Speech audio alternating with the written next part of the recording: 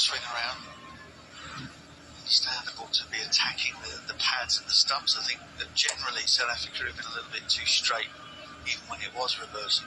Of course, Ben Foakes is very, very strong in that region between mid-on and mid-wicket. They fed him there, either with the off-spin of Harmer, now with the new ball getting too straight at him.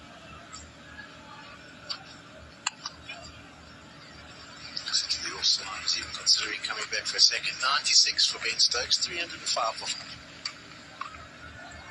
Yeah, I think even talking about baseball and how it's progressing, even the use of the feet from Ben Stokes, this time around it's been a case where come down, use your feet, but play with a bit of a circumspect approach, just guide it back past the bowler rather than the full-out smashed attempt at a lofted cover drive. You would absolutely love to get these 4 more runs before tea break.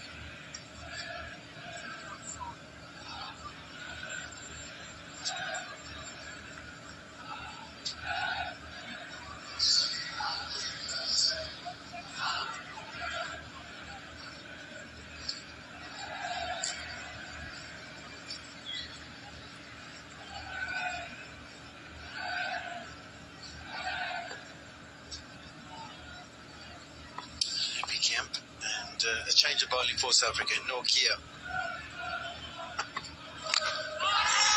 Does he get through? Is there an edge? Is it onto the pad? Alvarena is 100% convinced that that is out. This is going to take a little bit of discussion. They might send it upstairs, but what are they asking for? Is it the LBW? Is it the edge?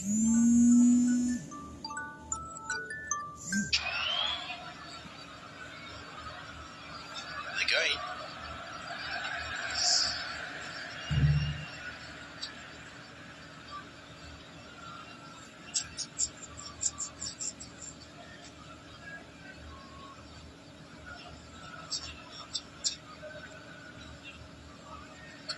The umpire. Maybe it's going to be a consultation between the umpires in the middle first before they send it upstairs.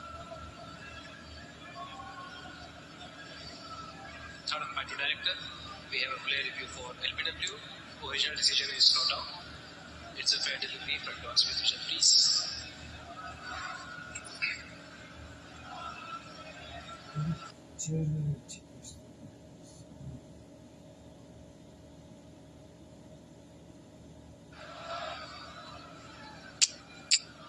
Ball is close to the bat, can we have a touch, please?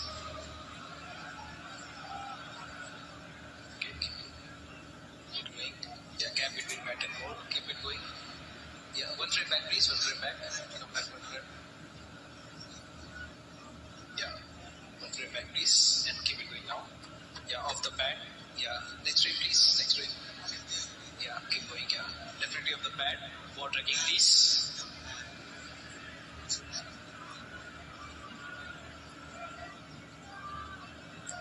Pitching in line, impact is in line, wickets missing. And you go back to Neely on field. Neely, you can stay with your decision.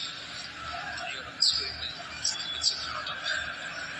South Africans are remonstrating because they think there was an inside edge, but I think what they may have perceived to be an inside edge is actually the ball hitting both pads. It's Ben Stokes on the front pad. It then hit the back pad, before it ended up in the hands of the men behind the stumps. So watch the bottom of the bat. The corner of the bat might hit the boot as it goes past there. There's also contact on that point. So that's front pad. It shoots off. You can see contact made with the boot as well. So plenty of noises, but Alvarena was convinced. South Africa have now lost 2 of their 3 reviews.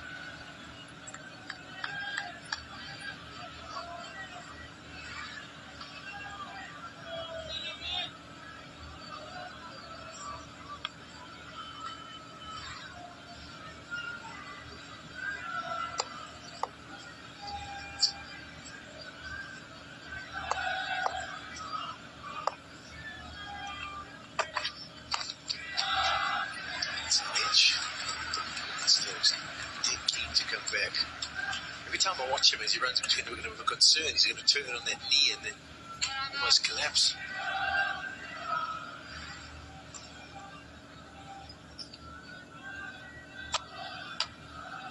The ball misses. Probably reckons the back clips the foot. It also goes through and hits the back pad, so there's potentially three noises there, so you can understand why Varane feels that there might have been some bat involved, because there were a lot of things going on orally.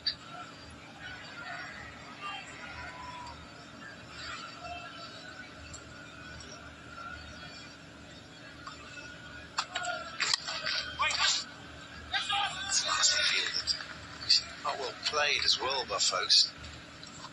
Gets into a strong position, just notices on the square on the leg side.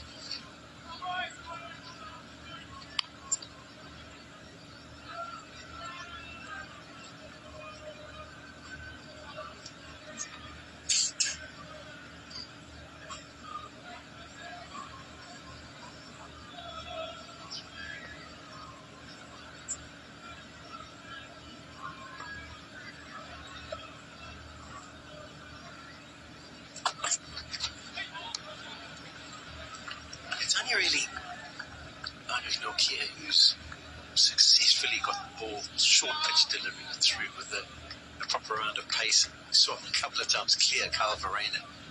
He's the one that you almost have to fear, whereas a lot of the guys who are hovering around 80 miles per hour tend to bang it in and almost comes up too slowly. The nature of the surface, it's quite abrasive. It takes a lot out of the delivery as it pitches.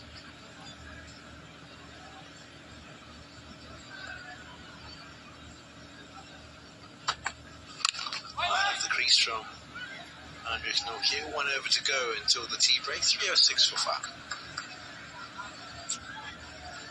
You're just sensing from the body language of, first of all, Rabada and Nokia, that there's a certain amount of frustration, but also the sense that the opportunity has been and gone. They weren't involved in the game whilst it was there.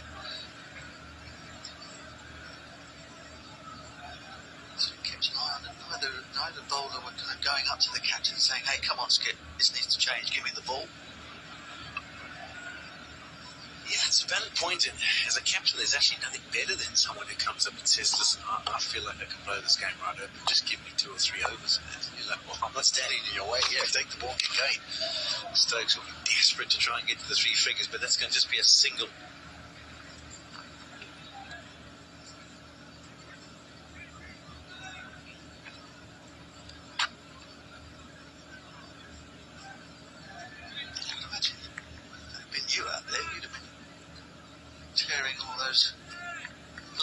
Locks out of your head to say, give me the ball. Not too many of them left, but you do sit. You do sit. Yeah, that's true. You do sit in the dressing room and think, well, could this be the moment where I could actually do the job for the team and turn the game on its head? And that had to be the thought process as they went to lunch. It's also a calculated decision. I mean, you've got 40 minutes to make that call. So you got a discussion with management and other senior players.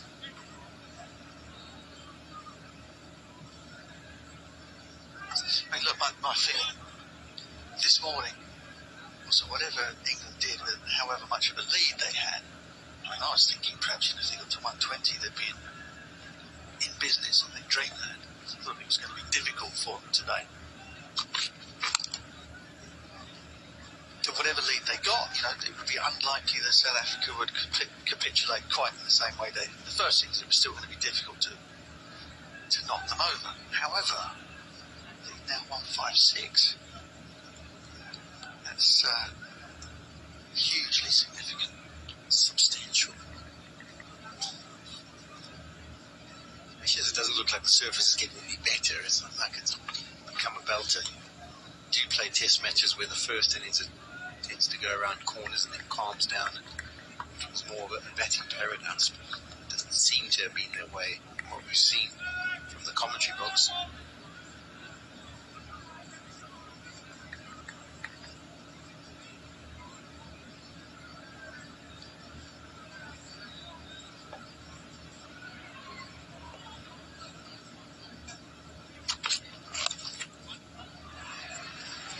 gives us the opportunity for one delivery to go. There's a little bit of a rumble in the crowd, and they can see the script. 2 runs required by Ben Stokes before the tea break. 1 delivery to go. Could be the moment where a lot of celebrations might unfold.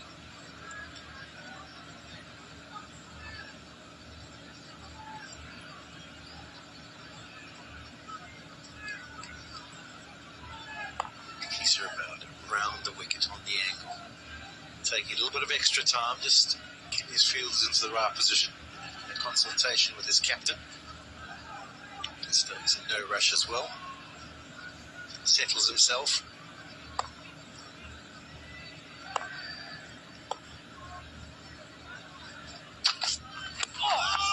That will go straight through. So no 100 celebrations, but plenty of celebrations because the 2 Oaks, Folks and Stokes, have done a fantastic job for England in this session. Yeah, what a pair of blokes. Stunning partnership has put England right in control of this second test match at Old Trafford. 161 in 304 deliveries. England leading by 157. Plenty to think about for Dean Elgar. England absolutely bossing it at this stage. 30 overs in the session. There's something to celebrate in itself. And a wicket-less session on a match in this series. There is a rarity. Yeah, very much a rarity. Some quality batting performance. The aggressor was Ben Stokes throughout that 2-hour session. He gets an applause from the balcony, a well-deserved applause. And Folks has played a fantastic role as well. They really have set their team up into a dominant position here at T on day 2.